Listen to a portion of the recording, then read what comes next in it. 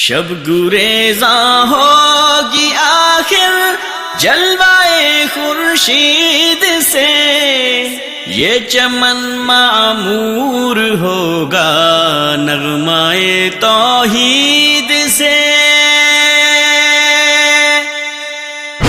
پیارے حبیب محمد الرسول اللہ صلی اللہ علیہ وسلم سیدنا علی سے کہتے ہیں کہ ایک شخص بھی اگر تیرے ہاتھ پر راہ حق کا راہی بن گیا، تیرے لیے سرخ قیمتی اونٹوں سے زیادہ قیمتی۔ ایک تصویر کو اہل بیت نے پیش کی، اہل بیت نے، سیدنا حسن نے، مولا علی کے فرزند نے حکومت کی ساری باغ دوڑ امیر معاویہ کے ہاتھ میں دے دی۔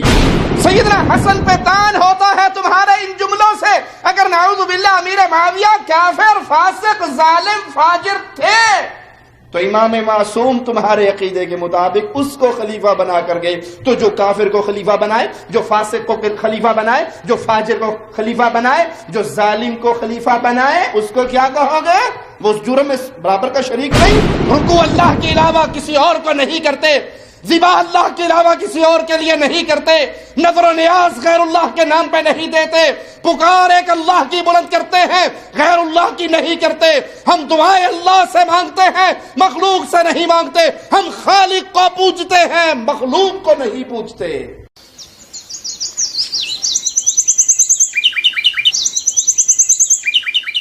ان الحمد للہ نحمده ونصلي على رسوله الكريم۔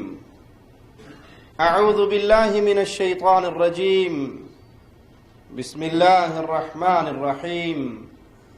افحسبتم انما خلقناکم عبثا وانکم الینا لا ترجعون۔ یہ زندگی بڑی قیمتی دولت ہے،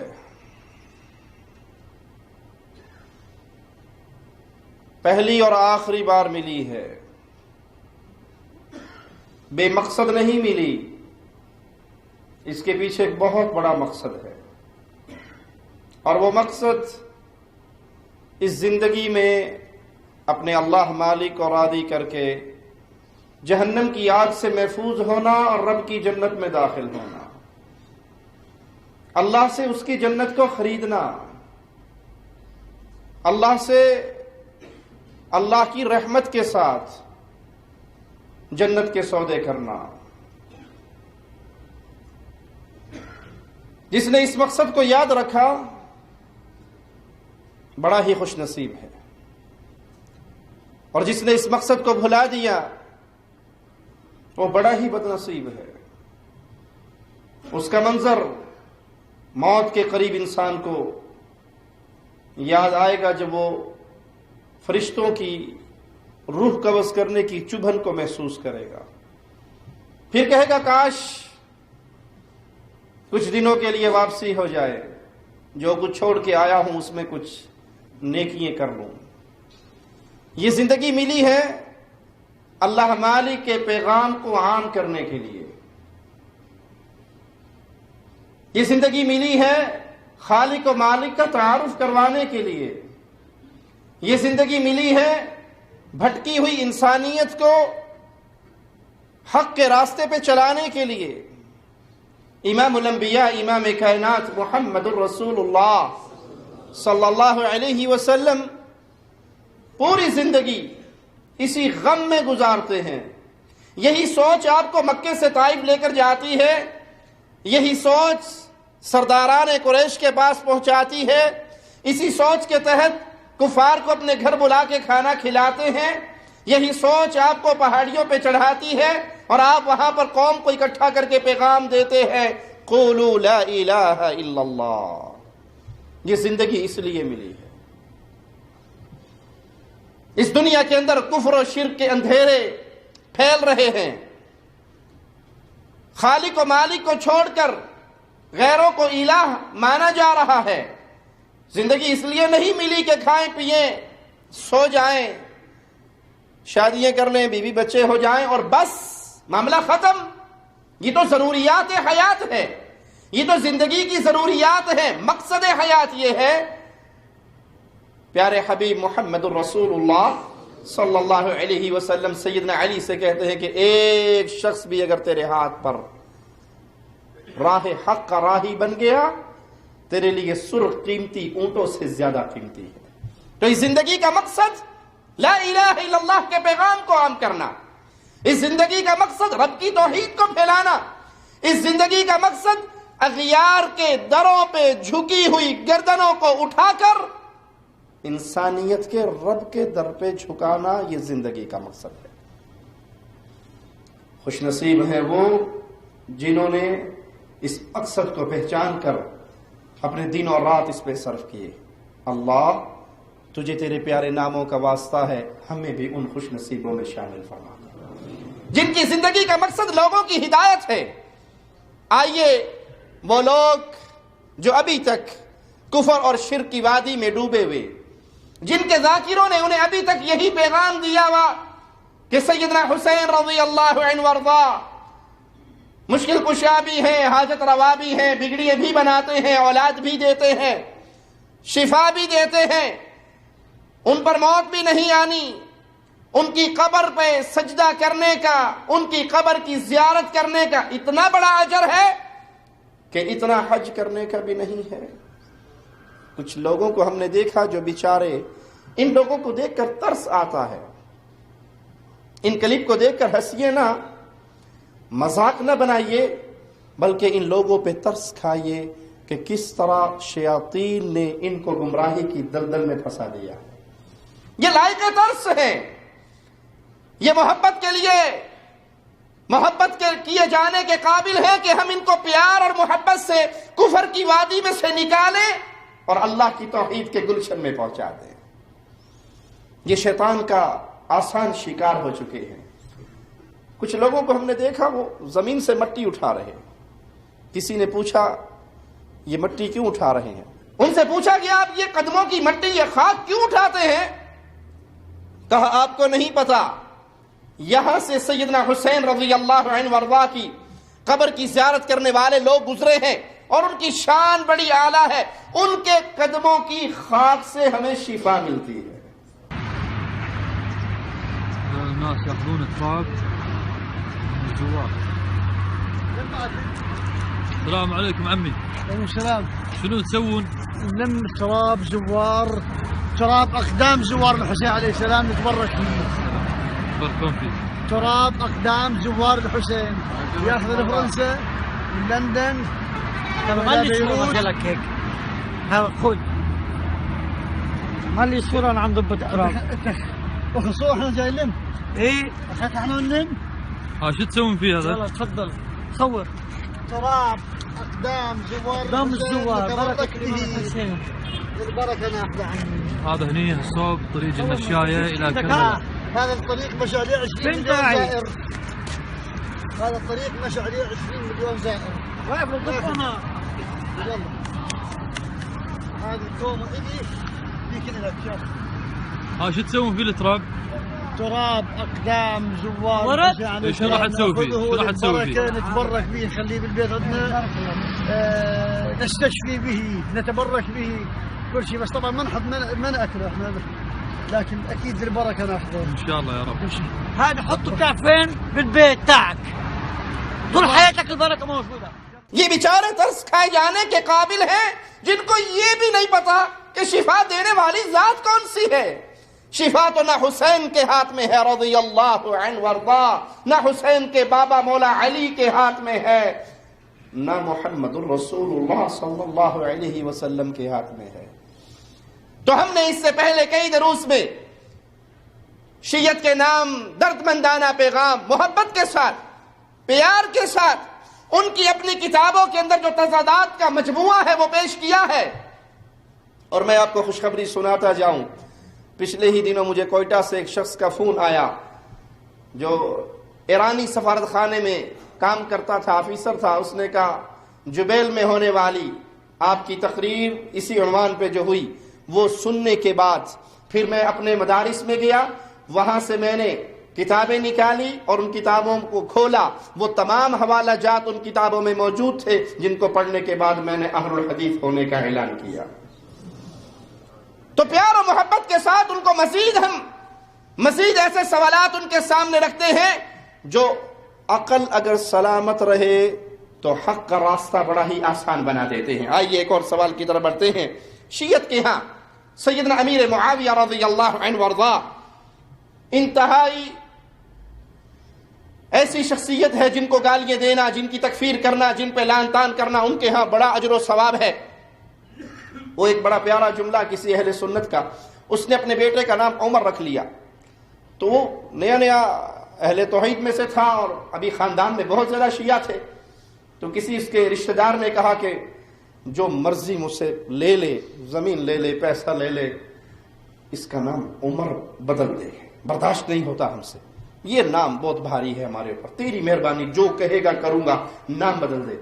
کہا بس ایک ہی شرط ہے، میں اس کا نام بدلوں گا لیکن تو دوبارہ نہیں بدلوائے گا مجھ سے، مجھے نہ پیسہ چاہیے نہ زمین چاہیے، میں نام اس کا بدل دیتا ہوں. کہا جو مرضی رکھ دے بس عمر سے بدل دے. کہا میں اس کا نام آج سے عمر سے بدل کے معاویہ رکھ دیتا ہوں. کہ اللہ کا واسطہ عمر ہی ٹھیک ہے، معاویہ نہ رکھنا. ان کے ہاں سیدنا امیر معاویہ کی شخصیت، نعوذ باللہ ثم نعوذ باللہ، وہ امیر معاویہ جنہوں نے 64 لاکھ مربع میل کرۂ ارض پر لا الہ الا اللہ کے پرچم کو قائم کیا. 64 لاکھ مربع میل یہ زمین فتح ہوئی مسلمانوں کے ماموں امیر معاویہ محمد کریم صلی اللہ علیہ وسلم کی زوجہ محترمہ کے بھائی ان کے دور حکومت میں. بحری بیڑا بنا تو امیر معاویہ کے دور حکومت میں. وہ امیر معاویہ رضی اللہ عنہ وارضا دن رات شیعت ان کی تکفیر کرتی ہے، ان کو گالیاں دیتی ہے. اب ایک تصور تو ہمارے سامنے امیر معاویہ کا وہ آتا ہے جو شیعت اخبارات کے ذریعے، جرائد کے ذریعے، ٹیلی ویژن کے ذریعے قوم کے سامنے پیش کرتی ہے. آئیے امیر معاویہ کا ایک چہرہ اہل بیت ہمیں کیا دکھاتے ہیں وہ بھی سنتے ہیں. سیدنا حسن بن علی رضی اللہ عنہما، میرے پیارے حبیب کے پھول، سیدہ بطول جنت، خاتون جنت سیدہ زہرا، ان کے لخت جگر، سیدنا علی کے بیٹے، پیارے نبی کے آنگن کی خوشبو سیدنا حسن بن علی، جن کے ساتھ 70,000 وفادار موجود تھے. 70,000 افراد، 70,000 کا لشکر، 70,000 کی فوج سیدنا حسن کے ساتھ تھی. اس کے باوجود امیر حسن امیر معاویہ کے حق میں دستبردار ہو جاتے ہیں. خلافت کا سارا بوجھ، مسلمانوں کی ذمہ داری امیر معاویہ رضی اللہ عنہ وارضا کے کندھوں پہ ڈالتے ہیں. کون؟ امیر المؤمنین امیر حسن رضی اللہ عنہ وارضا. دو تصویریں نظر آ گئی. ایک طرف شیعت صبح شام امیر معاویہ کو گالیاں دیتی ہے، تکفیر کرتی ہے، کافر کہتی ہے، فاسق کہتی ہے، ظالم کہتی ہے. امیر معاویہ کو گالیاں اغیار دیں تو دیں، اغیار کے پروپیگنڈے کے کچھ سنی بھی شکار ہو جاتے ہیں اور سیدنا امیر معاویہ کے خلاف گندی زبان دراز کرتے ہیں. ہم کہتے ہیں ہم سیدنا علی کے ساتھ ہیں، سیدنا امیر معاویہ کے بھی ساتھ ہیں، یہ پیارے نبی کے صحابہ ہیں. ان کے آپس کے درمیان جو کچھ ہوا یہ جانے، ان کے اللہ جانے، یہ جانے ان کا رب جانے. ہمارے لیے مولا علی بھی قابل احترام ہے، امیر معاویہ بھی قابل احترام ہے، صحابی ہونے میں برابر ہے، وگرنہ امیر معاویہ شان میں علی کے برابر نہیں. علی تمام صحابہ میں سوائے 3 کو چھوڑ کے سب سے افضل ہے. ابو بکر، عمر، عثمان کے بعد پیارے حبیب کے تمام صحابہ میں سب سے افضل سیدنا علی رضی اللہ عنہ وارضا. لیکن اس کا یہ معنی تو نہیں کہ امیر معاویہ کو گالیاں دی جائے، اس کا یہ معنی تو نہیں کہ امیر معاویہ کی تکفیر کی جائے. امیر معاویہ بھی صحابی رسول، امیر معاویہ بھی جنتی، امیر معاویہ کاتب وحی، امیر معاویہ جن کے لیے محمد الرسول اللہ صلی اللہ علیہ وسلم دعائیں کرتے رہے. ایک تصویر تو اہل بیت نے پیش کی، اہل بیت نے، سیدنا حسن نے، مولا علی کے فرزند نے حکومت کی ساری باغ دوڑ امیر معاویہ کے ہاتھ میں دے دی. اور امیر معاویہ رضی اللہ عنہ کی ایک تصویر آج رافضیت شیعت پیش کرتی ہے. ہم ہر عقل مند شخص سے سوال کرتے ہیں اگر تمہارے عقیدے کے مطابق نعوذ باللہ ثم نعوذ باللہ نقل کفر نباشد امیر معاویہ کافر تھے، فاسق تھے، ظالم تھے، فاجر تھے، تمہارا دعویٰ ہے کہ امام معصوم ہوتا ہے، امام وہاں سے پیتا ہے جہاں سے نبوت پیتی ہے، نبوت کی تعلیمات نبی پہ ختم نہیں ہوئی بلکہ امام پر بھی وہ تعلیمات کا ظہور اور نزول ہوتا ہے۔ تو سوال اے عقل مندو، اگر آپ کا عقیدہ درست ہے کہ نعوذ باللہ امیر معاویہ کافر تھے، فاسق تھے، فاجر تھے، ظالم تھے، حکومت لینے کے لیے ہزاروں کا خون بہایا، مال کے ذریعے لوگوں کو خریدا، اگر تمہارا یہ جھوٹ مان لیا جائے تو ہم سوال کرنے کے حقدار ہیں۔ اس شخص کے بارے میں کیا کہو گے جس نے مسلمانوں کی ساری حکومت کی ذمہ داری ایک کافر، ایک فاسق، ایک ظالم، ایک فاجر، مال کے ذریعے حکومتیں خریدنے والا، خون بہانے والا، اس کے کندھوں پہ ڈال دی؟ اسے کیا کہو گے؟ ایک حکمران بڑا اچھا نظام چلا رہا ہو اپنے ملک کا اور وہ انتہائی برے آدمی کو حکمران بنا کے چلا جائے، جانے والے کو دعائیں دیں گے؟ جی بڑا اچھا کی ہے ماشاءاللہ، جاتے ہوئے حکومت ان کو دے گی ماشاءاللہ۔ اب جو ہے نا بجلی کی تاریں وہ صرف کبوتروں کے بیٹھنے کے کام آتی ہیں، بجلی باقی نہیں آتی، اس میں دعائیں دو گے اسے؟ کیا کہو گے کہ ایسے آدمی کو تم؟ ابو بکر صدیق کو کسی نے کہا تھا عمر کو خلیفہ بنا کے جا رہے ہو، جانتے نہیں ہو کتنا سخت ہے؟ جواب میں کہا تھا اپنے رب کو کہہ سکوں گا اللہ میں نے اپنے بعد دھرتی کے سب سے اچھے آدمی کو حکومت کی ذمہ داری دی۔ سیدنا حسن پہ تان ہوتا ہے تمہارے ان جملوں سے، اگر نعوذ باللہ امیر معاویہ کافر، فاسق، ظالم، فاجر تھے تو امام معصوم تمہارے عقیدے کے مطابق اس کو خلیفہ بنا کر گئے، تو جو کافر کو خلیفہ بنائے، جو فاسق کو خلیفہ بنائے، جو فاجر کو خلیفہ بنائے، جو ظالم کو خلیفہ بنائے، اس کو کیا کہو گے؟ وہ اس جرم میں برابر کا شریک نہیں؟ اگر یہ جرم ہے تو پھر ماننا پڑے گا حسن معصوم، کیونکہ معصوم سے غلطی نہیں ہوتی، آپ کے عقیدے کے مطابق معصوم سے غلطی نہیں ہوتی۔ اگر یہ امیر معاویہ پہ لگنے والی ساری تہمتیں درست ہیں، جنہوں نے اپنے من کی سیاہی کو اپنے منہ پہ ملا ہے، ان کی باتیں ٹھیک ہیں تو پھر مانو حسن اس کے اندر برابر کے شریک ہیں۔ اور اگر یہ نہیں مانتے، کہتے نہیں حسن معصوم ہے، ان سے غلطی نہیں ہو سکتی، تو پھر مانو جس کو اپنے بعد خلیفہ بنایا، جس کے ہاتھ کے اندر اپنا ہاتھ دیا، جس کے ہاتھ میں اپنے بھائی حسین کا ہاتھ دیا، جس کے ہاتھ میں اپنے فوج کے کمانڈر ان چیف کا ہاتھ دیا، وہ نہ کافر تھا، نہ فاسق تھا، نہ ظالم تھا، نہ باغی تھا، بلکہ وہ اس قابل تھا کہ مسلمانوں کا خلیفہ بن سکے۔ آج تو اس رجب کے مہینے میں ایمان کا کونڈا کرنے والے دیوس سیدنا امیر معاویہ کے خلاف باقاعدہ فیس بک پہ پوسٹ شیئر کرتے ہیں جس میں امیر معاویہ کو گالیاں دیتے ہوئے لکھتے ہیں کہ ہم نے سنیت کو دھوکہ دیا ہے کونڈوں کے نام پہ۔ حقیقت میں آج کا دن تو معاویہ کی وفات پہ جشن کا دن ہے۔ کاش یہ سوئی ہوئی سنیت جاگ جائے اور اپنے پیارے حبیب محمد الرسول اللہ صلی اللہ علیہ وسلم کے صحابہ کی عزت کو، ان کی شان کو سمجھے اور ان ظالموں کے مکر و فریب سے باہر نکلے۔ ہم سوال کرتے ہیں سیدنا علی رضی اللہ عنہ سیدنا امیر معاویہ سے جنگ کرتے رہے، اور سیدنا حسن، وہ حسن جن کی خلافت سنبھالنے کے بعد سے لے کر دستبرداری تک ایک قطرہ خون بھی زمین پہ مسلمان کا نہیں گرا۔ پیارے حبیب محمد الرسول اللہ صلی اللہ علیہ وسلم کا وہ فرمان سچ ثابت ہوا۔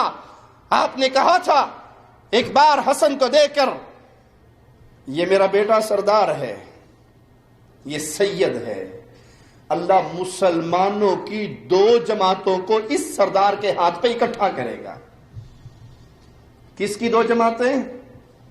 ایک کافروں کی، ایک مسلمانوں کی، ایک منافقوں کی، ایک مسلمانوں کی، ایک فاسقوں کی، فاجروں کی، ظالموں کی، اوپر سے کلمہ پڑھنے والے مار پیٹ کر کے پھر معافی مانگ کے اسلام میں آنے والے نہیں، مسلمانوں کی دو جماعتیں، جیسے پہلی جماعت مسلمان ویسے دوسری جماعت مسلمان، جیسے اصحاب علی مسلمان ویسے اصحاب معاویہ مسلمان، جیسے اصحاب علی عزت کے قابل ویسے اصحاب معاویہ عزت کے قابل۔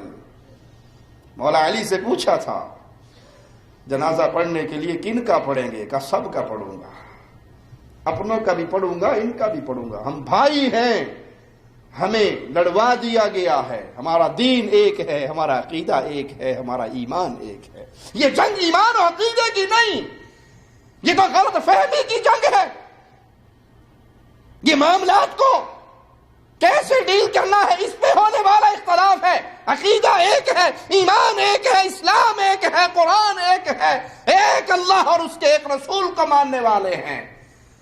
سیدنا علی نے امیر معاویہ سے جنگ کی رضی اللہ عنہما، اور سیدنا حسن نے خلافت سیدنا امیر معاویہ کے ہاتھ میں دے دی، ان کی بیعت کی، اور یہ بیعت 23 سال تک برقرار رہی۔ پھر یزید خلیفہ بنے، سیدنا حسین یزید کے خلیفہ بننے کے بعد، حکمران بننے کے بعد، تخت پہ بیٹھنے کے بعد، بلکہ صرف بیعت یزید سے انکار کیا تھا سیدنا حسین نے، اور نکلے تھے مدینے سے مکہ کی طرف، پھر کوفیوں نے خط لکھ کر دھوکے سے اپنے پاس بلایا تھا، جس کی تفصیل ہم نے شہادت حسین شیعہ کتابوں کی روشنی کے اندر اس درس میں ہم نے وہ تمام کتابیں پیش کی، دکھائی، جس کے اندر خطوط لکھے تھے کوفیوں نے کہ آ جاؤ، فصل تیار ہو چکی ہے، آ جاؤ، ہماری تلواریں آپ کے قدموں میں جھکنے کے لیے تیار ہیں، ہم آپ کے علاوہ کسی اور کو اپنا امام نہیں ماننا چاہتے۔ یہ تھے وہ لوگ جنہوں نے سازش کے تحت سیدنا حسین کو بلایا تھا، وگرنہ یہاں تو بیعت اتنے طویل عرصے تک رہی امیر معاویہ کی، حسین نے بیعت کی رضی اللہ عنہ وارضا۔ اب سوال کرتے ہیں، آپ کا عقیدہ ہے کہ معصوم ایمان سے غلطی نہیں ہوتی، سیدنا علی امیر معاویہ سے جنگ کرتے رہے، پہلے امام معصوم، سیدنا حسین، سیدنا حسن نے صلح کر لی امیر معاویہ سے، علی نے جنگ کی، حسن نے صلح کی، یہ بھی امام معصوم، جنگ کرنے والا حق پر تھا یا صلح کرنے والا حق پر تھا؟ بڑی محبت سے، بڑے پیار سے، صرف حق کی طرف لانے کے لیے آپ کے سامنے آپ کے عقیدے کے مطابق ایک سوال پیش کر رہے ہیں۔ آپ کہتے ہیں علی نے جنگ کی، حق کیا، تو پھر حسن نے صلح کر کے غلطی کی؟ اگر حسن نے صلح کر کے حق کیا تو علی نے جنگ کر کے غلطی کی؟ اپنی عقل سے سوال کیجئے گا اور اپنی عقل سے اس کا سوال تلاش کیجئے گا۔ کیوں؟ اگر آپ دونوں میں سے کسی ایک کے عمل کو غلط کہو گے تو معصومیت کا عقیدہ وہیں پہ ختم ہو جائے گا۔ آپ کے ہاں امام معصوم سے غلطی نہیں ہوتی، جس نے بھی غلطی کی عقیدہ برباد ہو گیا، کیونکہ ایک معاملہ کچھ اور ہے اور اس کے بعد آنے والا امام اس کے انتہائی برعکس عمل کر رہا ہے۔ اور جب سیدنا حسن نے صلح کر لی، اس دور کے شیعوں نے سیدنا حسن کے ساتھ کیا سلوک کیا؟ ہماری نہ سنیے، ہماری نہ مانیے، کشف الغمہ کو پڑھیے، احسن المقال کو پڑھیے، اپنی گھر کی لکھی ہوئی کتابوں کو پڑھیے۔ سیدنا حسن رضی اللہ عنہ نے جب صلح کی، حکومت امیر معاویہ کے ہاتھ میں دی، اپنا ہاتھ امیر معاویہ کے ہاتھ میں دیا، امیر معاویہ کو سیدنا علی کے منبر پہ لا کے بٹھایا۔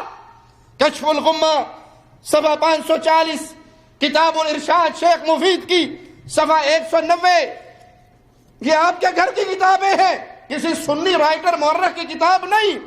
الفصول المہمہ لمعرفت احوال الائمہ صفحہ 162، ابو جعفر سے روایت ہے، آپ نے فرمایا سیدنا حسن کے شیعوں میں سے ایک آدمی جس کا نام سفیان تھا، وہ آیا سیدنا حسن کے پاس۔ سیدنا حسن رضی اللہ عنہ وارضاہ اپنے گھر کے کونے میں بیٹھے ہوئے تھے۔ اس نے کہا، مومنوں کو ذلیل کرنے والے تجھ پہ سلام ہو۔ شیعان علی میں سے، شیعان حسن میں سے ایک شیعہ آتا ہے، کشف الغمہ کتاب الارشاد گواہی دے رہی ہے، اور وہ شیعہ کے سیدنا حسن سے کہتا ہے، اے مومنوں کو ذلیل کرنے والے تجھ پہ سلام ہو۔ سیدنا حسن رضی اللہ عنہ وہ سوال کرتے ہیں میں نے مومنوں کو کیسے ذلیل کیا، اس کی کیا دلیل ہے؟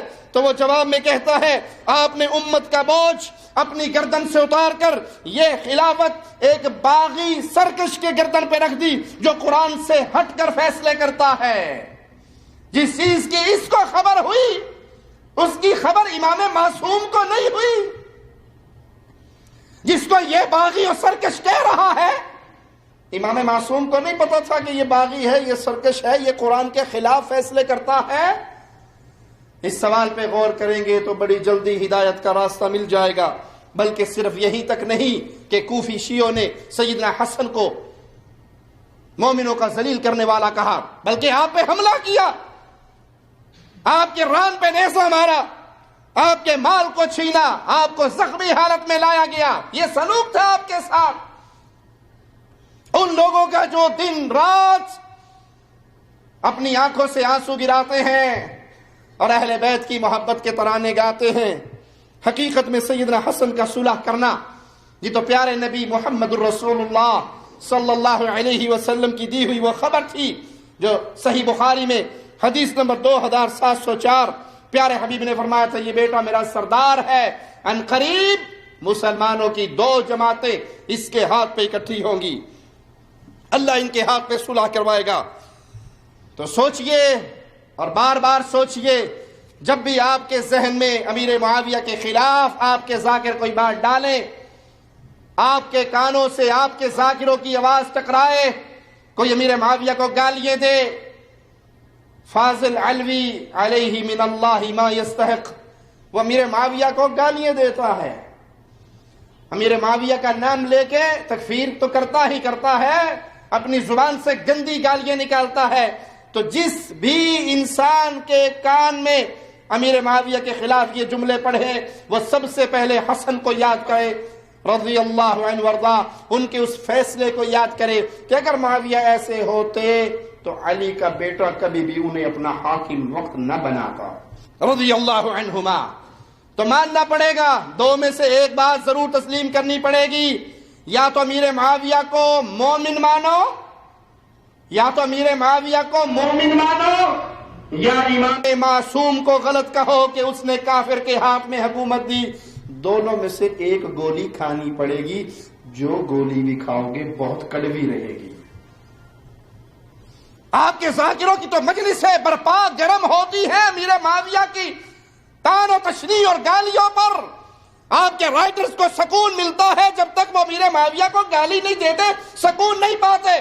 اب 2 میں سے کس بات کو مانو گے؟ یا تو معاویہ کو مومن مانو، اور اگر تم بزد ہو، اڑے ہوئے ہو، ڈٹے ہوئے ہو کہ معاویہ نعوذ باللہ مومن نہیں تھے، تو امام معصوم کو غلط مانو کہ اس سے غلطی ہوئی، ایک کافر فاسق فاجر کے ہاتھ میں حکومت دے دی۔ آئیے ایک اور سوال کی طرف بڑھتے ہیں کہ آپ جانتے ہیں جس کو امام مہدی قائم آل محمد کہا جاتا ہے وہ کون ہے؟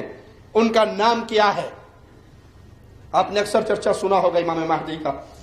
لوگ راتوں کو نکلتے ہیں، دریا راوی پہ آتے ہیں، آٹے کے اندر ٹکڑیاں بنا کر اس کے اندر خط لکھ کر قائم آل محمد کو پکارتے ہیں، مچھلیوں کو ڈالتے ہیں، مچھلی جا کے امام صاحب تک پیغام پہنچاتی ہے۔ ہر پروگرام میں نعرے لگتے ہیں یا قائم آل محمد جلدی آ جاؤ۔ یہ ہے کون؟ امام مہدی کون ہے؟ ایک تو امام مہدی کا تصور ہے جو اہل سنت کا ہے، اور ایک امام مہدی جس کا تصور شیعت پیش کرتی ہے۔ آئیے شیعہ کتابوں سے ہم ذرا اس امام صاحب کی تاریخ کو سنتے ہیں۔ الانوار النعمانیہ جلد 2 صفحہ 53 پر ابو عبداللہ جعفر الصادق رحمہ اللہ سے روایت ہے، انہوں نے فرمایا اس دین کا ذمہ دار، اس امر کا ذمہ دار یعنی مہدی ایسا آدمی ہوگا اس کے نام پر اپنا نام صرف کافر ہی رکھے گا۔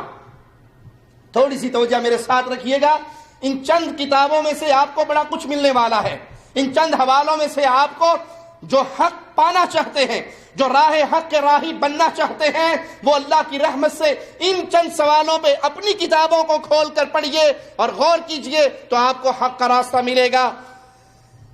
پہلا مسئلہ کیا بیان ہوا انوار النعمانیہ کے حوالے سے کہ امام مہدی اس کا نام، اس نام پہ اپنا نام رکھنے والا کافر ہوگا، کوئی اور نہیں رکھے گا۔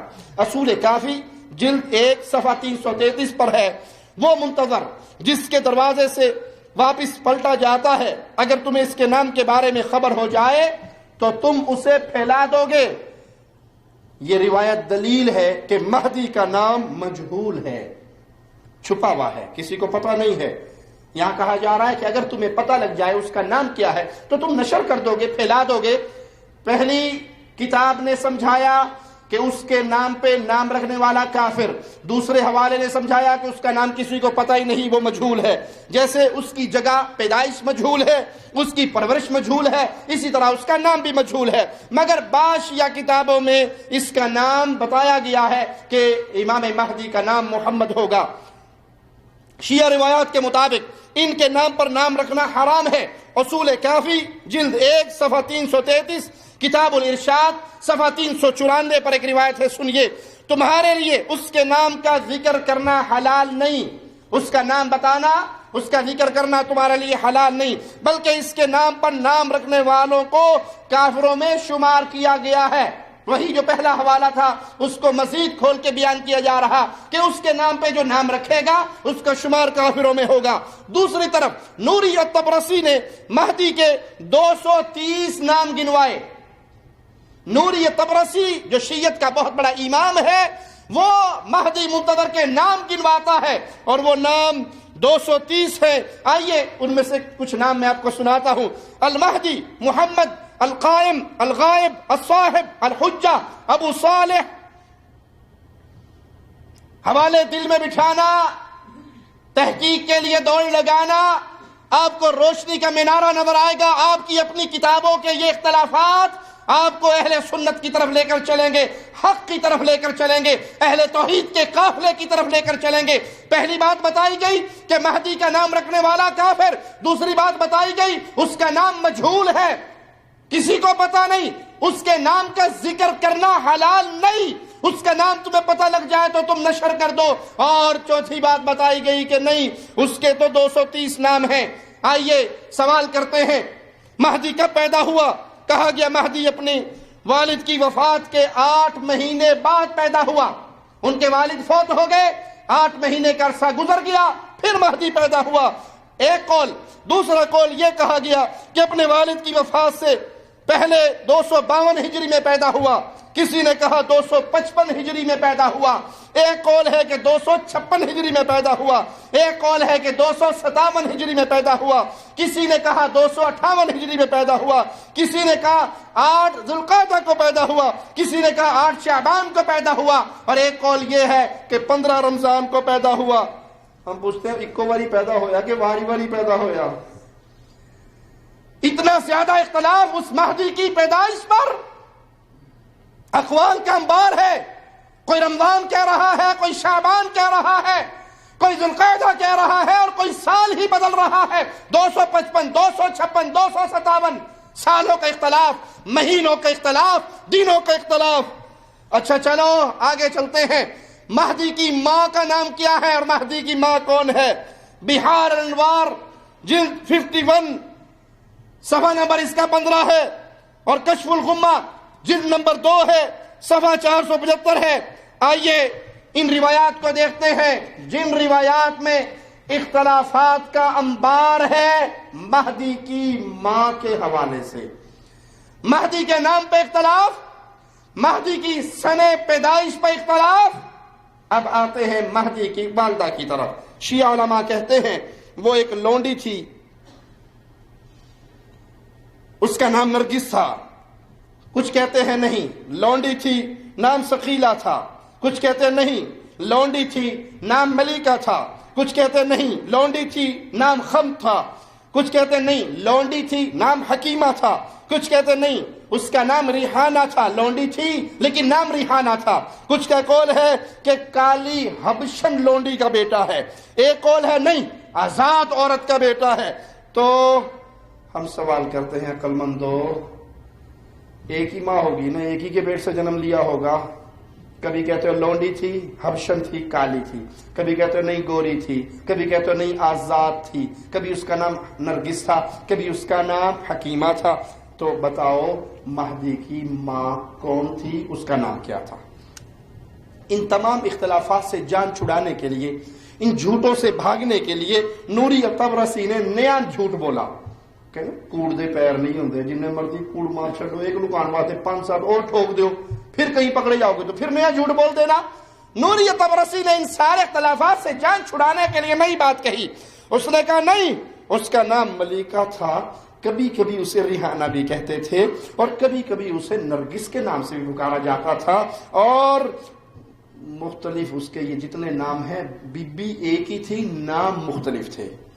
مگر نوری طبرسی صاحب بھول گئے کہ چلو آپ نے ناموں والا مسئلہ تو حل کر لیا کہ ثقیلہ بھی وہی تھی اور نرگس بھی وہی تھی، حکیمہ بھی وہی تھی، ایک اور بڑا مسئلہ ہے کہ وہ کبھی لونڈی تھی اور کبھی آزاد تھی، کبھی گوری تھی کبھی کالی حبشن تھی، ایک ٹائم پہ گوری کالی تو نہیں ہوگی۔ ناموں کا تو آپ نے جھوٹ بول کے معاملہ ٹھنڈا کر دیا کہ یہ سارے ایک ہی بی بی کے نام ہیں، امام مہدی کی ماں کا یہی نام ہے، تو سوال آپ کہتے ہو یہ سارے نام ایک ہی عورت کے تھے جسے کبھی کسی نام اور کبھی کسی نام سے پکارا جاتا تھا۔ ہمارا سوال پھر باقی ہے، وہ لونڈی تھی یا آزاد، کالی تھی یا گوری، حبشن تھی یا اربن؟ یہ مسئلہ تو حل کیجئے۔ اور یہ بھی بھول گئے کہ امام مہدی کا حمل 2 بار ہوا۔ ایک بار اس کا حمل جیسے عام انسانوں کا حمل ہوتا ہے پیٹ میں، عورتوں کو عام حمل ہوتا ہے انسانوں کا پیٹ میں، ایک بار تو حمل پیٹ میں ہوا، اور دوسری بار اس کا حمل اس کے پہلو میں ہوا۔ عام عورتوں کی طرح ایک حمل پیٹ میں ہوا، دوبارہ پھر اس کا حمل ہوا اور وہ پہلو میں ہوا، اور اس کی ماں نے اسے 2 بار جنم دیا، ایک بار عام عورتوں کی طرح جنم دیا اور دوسری بار امام ران سے پیدا ہوئے، عام بچوں کی طرح ماں کے بطن سے نہیں نکلے بلکہ ماں کی ران میں سے نکلے۔ اور ایک قول یہ بھی ہے کہ امام صاحب 8 بار پیدا ہوئے۔ ہم کچھ نہیں کہیں گے کیونکہ ہم نے آپ سے وعدہ کیا تھا آپ کو راہ حق کی طرف لائیں گے، پیار محبت کے ساتھ، دلائل کے ساتھ، طنز کر کے نہیں۔ ہم یہاں پر کوئی تبصرہ نہیں کریں گے، ہاں آپ کو ضرور پکاریں گے کہ اگر عقل سلامت ہے تو حق کی طرف لوٹ آئیے۔ ایک بچہ 8 بار کیسے پیدا ہوا، 2 بار کیسے پیدا ہوا؟ ایک قول یہ ہے کہ امام صاحب 8 بار پیدا ہوئے۔ یہ ساری باتیں اس لیے تراشی گئی کہ یہ عجیب و غریب قسم کے جو اختلافات ہیں ان سے جان چھڑا دی جائے۔ ناموں پہ اختلافات تھے تو کافی سارے نام بنا کے ایک ہی عورت کے ذمہ لگا دیے، اسی طرح پیدائش پہ اختلاف ہے، ماں پہ اختلاف ہے، یہ اختلافات کا۔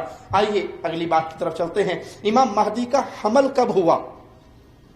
ان کی والدہ کب حاملہ ہوئی؟ ان کے پیٹ میں یہ بچہ کب پروان چڑھا؟ کسی کو کچھ معلوم نہیں کہ امام صاحب کی ماں پر اس کے حمل کے آثار ظاہر ہی نہیں ہوئے، امام صاحب کی والدہ پر اس حمل کے آثار ظاہر ہی نہیں ہوئے۔ اکمال الدین صفحہ 404، ذرا اس کتاب کو کھولیے، اس صفحے کو پڑھیے۔ اس پہ ہے کہ حکیمہ بنت محمد امام مہدی کی پھوپھی کہتی ہے میں نے اس کی ماں پر حمل کے آثار دیکھنے کی کوشش کی، تلاش کرنے کی کوشش کی، اس کے پیٹ کو ٹٹولا، اس نے حمل کے آثار دیکھنے کی کوشش کی، میں نے پیٹ کو ٹٹول کر دیکھا مگر کوئی نشان نہ پایا۔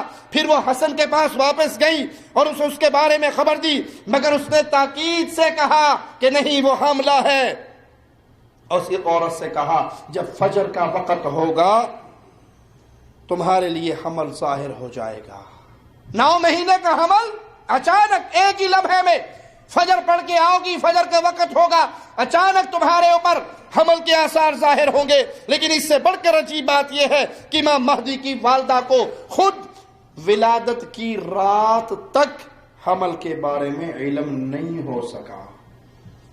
امام صاحب کی اپنی والدہ کو ولادت کی رات تک اس کے حمل کا احساس نہیں ہوا، کوئی نشانی ظاہر نہیں ہوئی۔ جنم فطری راستے سے ہوا یا ران سے ہوا، اس کے اختلاف ہم پہلے بیان کر چکے ہیں۔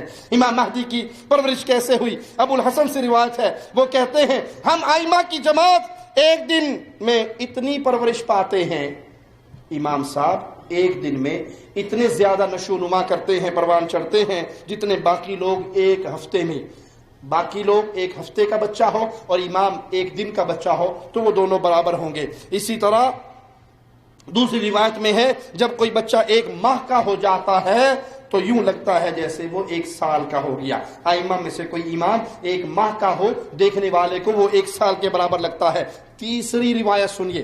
پہلی روایت تھی 1 دن کا بچہ ہفتے کے برابر، اس سے اگلا جھوٹ کہ نہیں، پہلی روایت شاید غلط کہی گئی، یہ روایت صحیح ہے کہ 1 مہینے کا عام بچہ ہو تو امام 1 سال کے برابر پروان چڑھ جاتا ہے. تیسری روایت، ہم ائمہ کی جماعت 1 دن میں اتنے بڑھ جاتے ہیں جتنا ہمارے علاوہ کوئی دوسرا 1 سال میں بڑھتا ہے.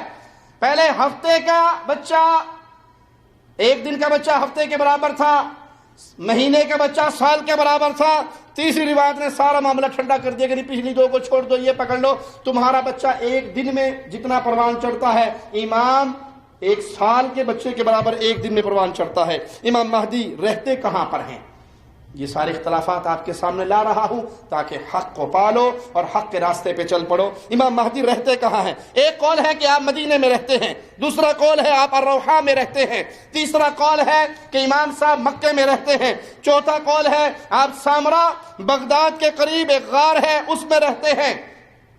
ایک کہنے والا کہتا ہے کاش مجھے معلوم ہو جاتا آپ کا ٹھکانہ کہاں ہے، اے کاش مجھے خبر ہو جاتی امام مہدی منتظر قائم آل محمد رہتے کہاں ہیں، آپ کا ٹھکانہ کہاں ہے، کون سی زمین نے آپ کو اٹھائے ہوا ہے، کیا آپ مکہ میں ہیں یا آپ یمن کی وادی میں ہیں یا سرسبز جزیرے میں ہیں. آئیے اصول کافی جلد نمبر 1 صفحہ 340 اور بحار الانوار جلد نمبر 52 صفحہ 153 پر موجود اس روایت کو سنتے ہیں.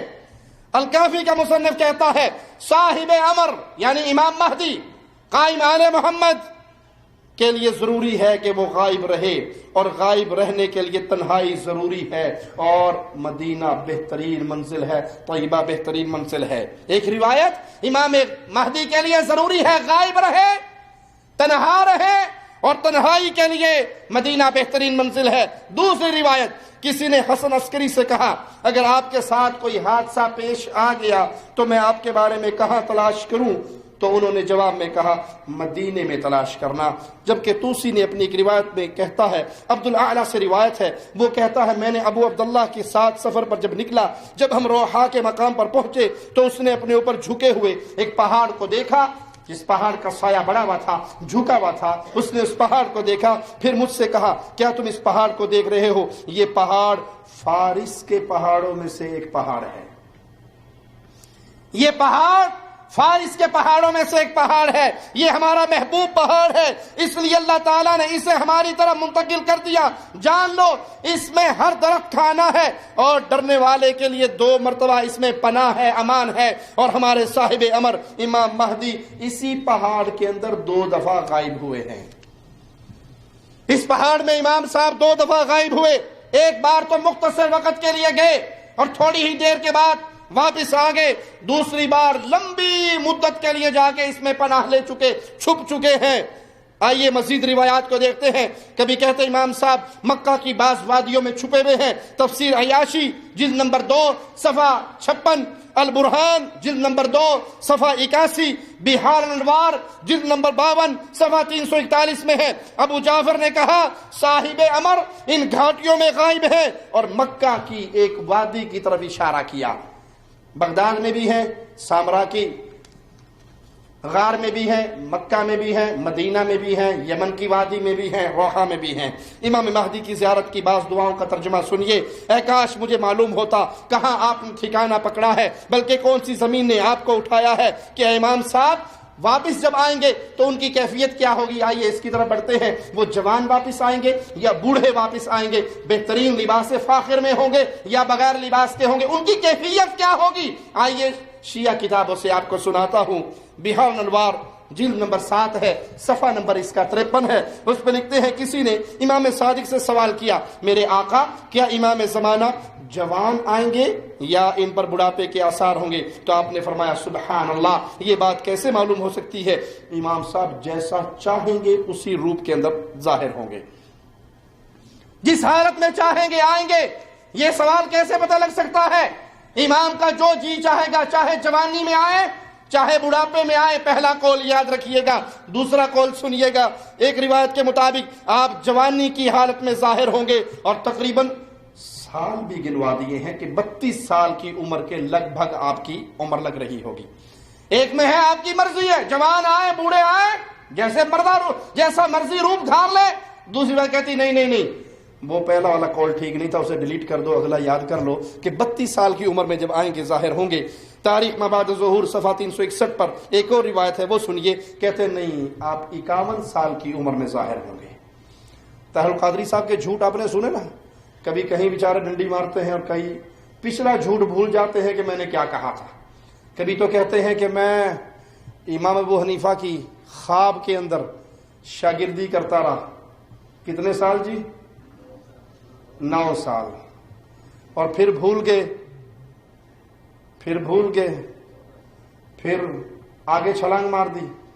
تو یہ کہتے ہیں کہ ایک قول جوان آئیں گے یا چاہیں گے تو بڑھاپے میں آئیں گے, دوسرا قول نہیں 32 سال کی عمر میں آئیں گے, تیسرا قول کہتے ہیں نہیں 51 سال کی عمر کے آدمی ہوں گے, 51 ایئرز کے ہوں گے, 51 سال کے آدمی ہوں گے. توسی لکھتا ہے کہ امام مہدی 30 سال کے جوان, یہ ایک اور مزید قول ہے, 32 51 اور اب کہا نہیں 30 سال کے نوجوان ہوں گے. اب یہ 32 30 یا 51 یا اپنی مرضی کی عمر میں ظاہر ہوں گے. یہ سارے اختلافات کو اپنے سامنے رکھیے اور اپنے ذاکروں سے پوچھئے کہ حق کیا ہے.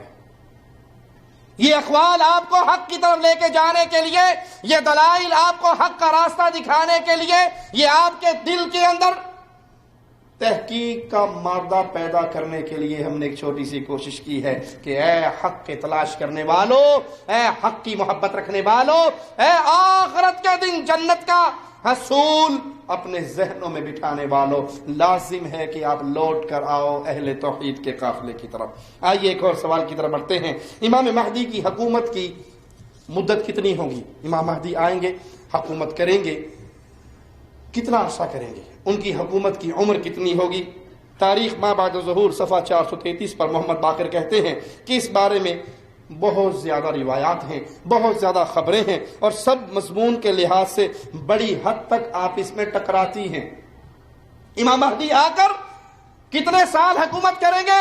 خبریں بہت زیادہ ہیں, روایات بہت زیادہ ہیں, اور ساری روایت ایک دوسری روایات سے ٹکراتی ہیں. یہاں تک کہ بہت سارے مؤلفین حیرانگی اور پریشانی کا شکار ہو گئے. بعض روایات میں ہے کہ ہمارے قائم کی حکومت 19 سال تک رہے گی, ایک روایت میں ہے 7 سال تک رہے گی. ان 7 سالوں میں سے 1 سال کے دنوں اور راتوں کو اتنا لمبا کر دیں گے یہاں تک کہ 1 سال 10 سالوں کے برابر ہوگا. 19 سال, پھر 7 سال, پھر 1 سال 10 سالوں کے برابر, پھر اس لحاظ سے ان کی حکومت کی مدت تمہارے 70 سالوں کے برابر ہوگی.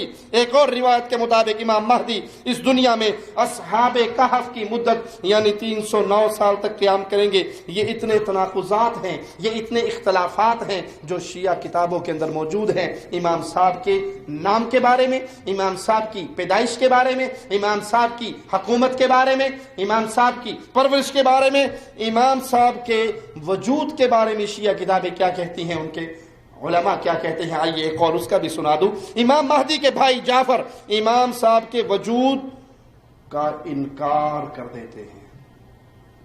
امام مہدی نام کی کوئی ہستی نہیں, یہ قول ہے امام مہدی کے بھائی جعفر کا. تو لوگوں نے ان کو جھٹلا دیا, ان کو جھوٹا کہا, ان کو کذاب کہا. حالانکہ لوگوں میں سب سے زیادہ حسن عسکری کے قریب ترین انسان ان کے بھائی جعفر تھے.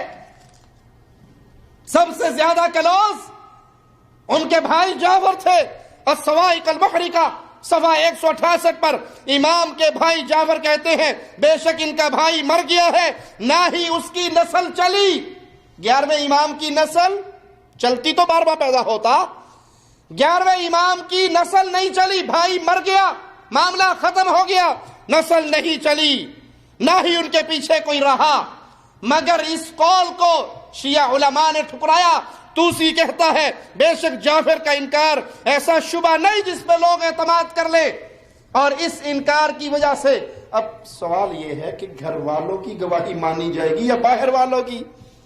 گھر والے گواہی دے رہے ہیں, بھائی جو گواہی دے رہا ہے کہ میرا بھائی جب فوت ہوا اس کے پیچھے اس کا کوئی بیٹا نہیں تھا، اس کی نسل نہیں چلی، اس کا معاملہ اس پہ ختم ہو گیا، وہ لا ولد فوت ہوا، اس حال میں مرا کہ اس کی کوئی اولاد نہیں تھی۔ اسی وجہ سے شیعہ نے جعفر کو جعفر الکذاب کا لقب دیا۔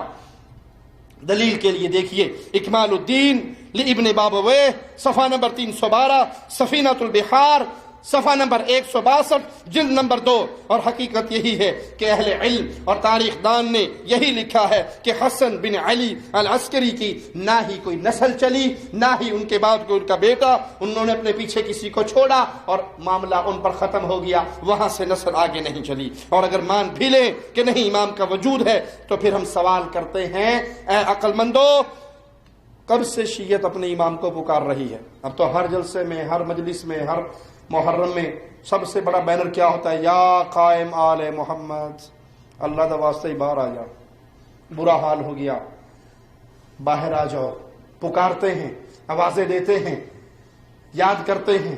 جائیے پوچھئے اپنے مراجع سے، لوٹئے ان کی طرف، ان کی کتابوں کو ٹٹولیے اور ان سے تلاش کیجئے کہ امام صاحب نے آنا کب ہے، امام صاحب غائب کیوں ہیں۔ وہ کہتے ہیں جی آپ کو نہیں پتا امام صاحب اس لیے نہیں آتے کہ ظالموں کے ظلم کے خوف کی وجہ سے امام صاحب غائب ہوئے تھے۔ شیعہ مورخین اپنے امام مہدی کے غائب ہونے پہ لکھتے ہیں کہ وہ خوف کی وجہ سے، ظالموں کے ظلم کا ڈر تھا انہیں، اس لیے وہ غائب ہوئے۔ تو پھر ہم سوال کرتے ہیں عقل مندوں، کیا آپ نے تاریخ نہیں پڑھی؟ تاریخ میں کتنی ہی شیعہ حکومتیں جو انتہائی طاقتور حکومتیں تھیں وہ قائم ہوئی۔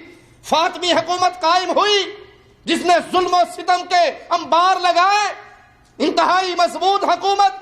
اگر امام مہدی خوف کی وجہ سے جا کے غار میں چھپ گئے، یا مدینے میں چھپ گئے، یا یمن میں چھپ گئے، یا مکے کی وادیوں میں چھپ گئے، تو فاطمی حکومت جب قائم ہوئی تو بڑی مضبوط حکومت تھی، امام صاحب باہر کیوں نہ آئے؟ کرامتہ کی حکومت میں امام صاحب باہر کیوں نہ آئے؟ اور اب شام میں نصیری حکومت جس نے ظلم و ستم میں ہلاکو خاں کو بھی شکست دے دی، ہلاکو مسلمانوں کا اتنا خون نہیں بہا سکا جتنا شام کا نصیری بشار مجرم، اس ظالم نے مسلمانوں کے خون کے نالے نہیں دریائے بہا دی۔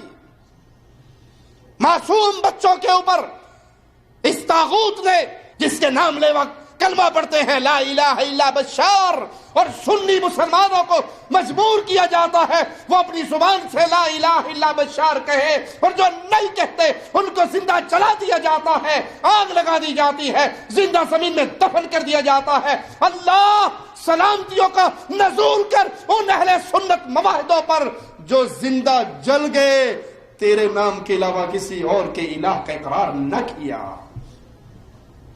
مجھے اپنے رب کی رحمت پہ یقین ہے وہ شہادت کے مقام پہ فائز ہو گئے، بلکہ مجھے کہنے دیجئے جن کو مارا گیا اس لیے کہ لا الہ الا اللہ کو چھوڑ کر لا الہ الا بشار پڑھو، اور وہ جل گئے، زندہ درگور ہو گئے، انشاءاللہ وہ افضل ترین شہیدوں میں شامل ہوں گے، وہ خاص رب کے نام پہ مرے ہیں۔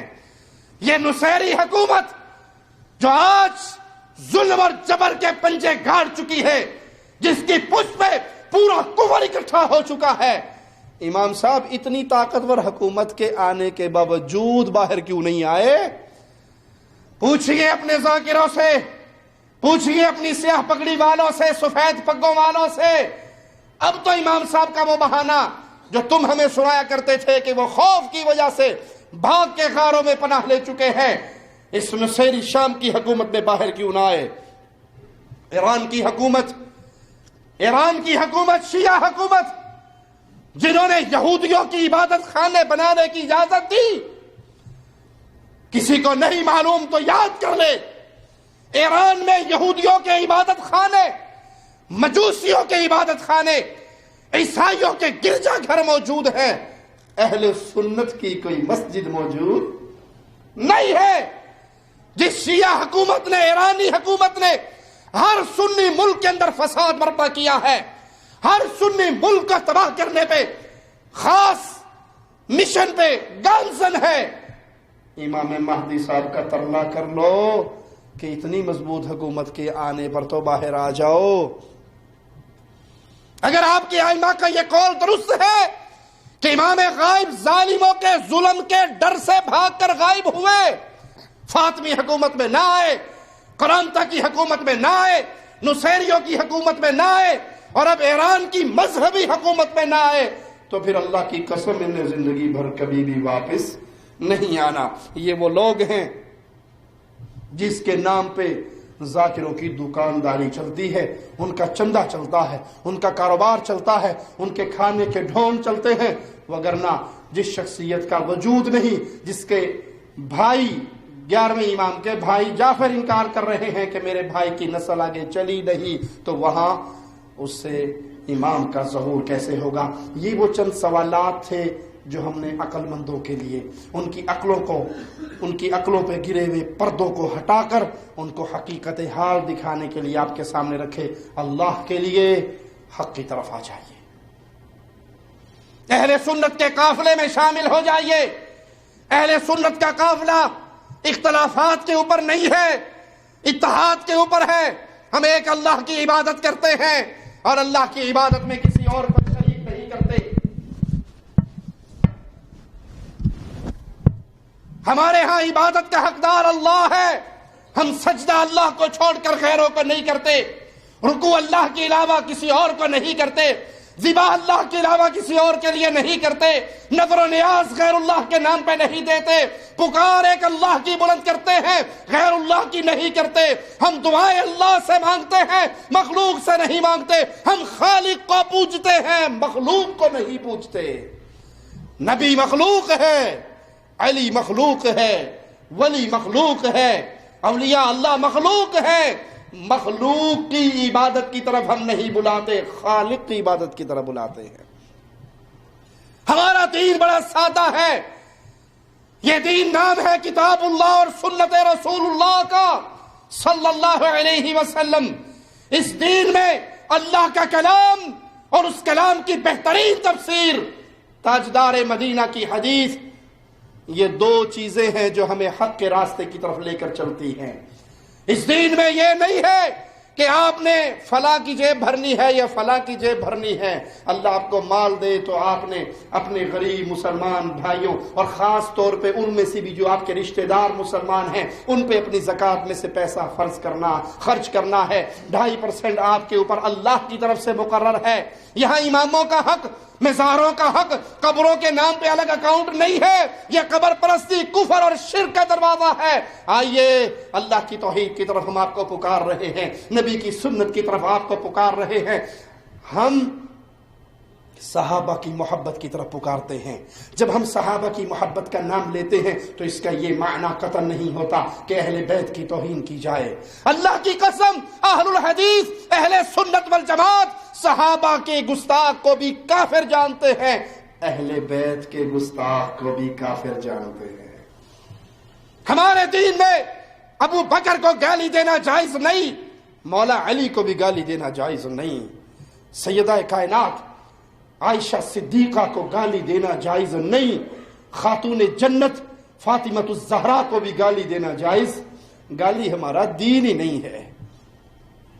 عقل مندوں، گالی ہمارا دین نہیں ہے۔ ارے یہ دین مصطفیٰ نہیں جس میں گالی دی جائے۔ یہودی گالی دے رہا ہے ابو بکر صدیق رضی اللہ عنہ وارضاہ کو، حبیب کبریا مسکرا رہے ہیں، ابو بکر رضی اللہ عنہ وارضاہ خاموش ہیں۔ اس یہودی کی باتوں میں سے ایک بات اسی کو واپس لوٹا دیتے ہیں۔ پیارے حبیب مسکراہٹ چھوڑ کے چلنا شروع کر دیتے ہیں۔ صدیق اکبر کہتے ہیں، یا رسول اللہ صلی اللہ علیہ وسلم، جب تک وہ گالیاں دیتا رہا آپ مسکراتے رہے، میں خاموش رہا، میں نے اس کی بات اسی پہ لوٹا دی تو آپ ناراض ہو کے چل پڑے۔ کہ ابو بکر جب تک تو چپ رہا رب کا فرشتہ اس کو جواب دیتا رہا، تو نے جواب دیا تو فرشتہ چپ ہو گیا، مصطفیٰ بھی چل پڑے۔ ہمارا تو دین یہ ہے کہ یہودیوں کو بھی گالی کے جواب میں گالی۔ اللہ کے لیے سوچو، اس باطل دین کے باطل ہونے پہ یہی بہت بڑی دلیل ہے کہ تمہارے ہاں ابو بکر کو گالی دینا ثواب ہے، عمر کو گالی دینا ثواب ہے، عثمان کو گالی دینا ثواب ہے، ان کو گالی دینا ثواب ہے جن کی گود میں نبوت سوتی رہی، ان کو گالی دینا ثواب ہے جس کے ہاتھوں کو اپنے ہاتھ میں لے کے نبوت پہاڑ پہ چڑھتی رہی، اس کو گالی دینا ثواب ہے جس کے پیسے سے نبوت جہاد کے لشکر بھیجتی رہی، اور ان کا نام سیدنا عثمان رضی اللہ عنہ وارضا۔ اس لیے لوٹ آئیے، حق کی طرف لوٹ آئیے، اللہ سے دعا ہے اے اللہ اپنی رحمت سے وہ لوگ جو بھٹکے ہوئے ہیں ان کو راہ حق کا راہی بنا دے، اے اللہ ہمیں جب تک زندہ رکھنا، اے اللہ جب تک ہماری رگوں میں خون دوڑتا رہے، اے اللہ جب تک ہماری سانسیں چلتی رہیں اس وقت تک ہماری زبان میں اتنی قوت پیدا کرے رکھنا میرے مولا کہ آخری سانس تک بھی ہم لا الہ الا اللہ کی آواز کو سناتے رہیں۔ اے اللہ جب ہماری سانسیں ٹوٹے، ہماری روح اور جسم کا رشتہ ٹوٹے، تو اے اللہ اسی توحید کے جرم میں کسی مشرک کے ہاتھ سے موت کا جام پی کے شہادت کے مقام پہ فائز ہو کر تیری طرف آئے اور ہمارا شمار شہداء میں کرنا۔ اقول قولی ھذا واستغفر اللہ لی ولکم ولسائر المسلمین فاستغفروہ انہ هو الغفور الرحیم۔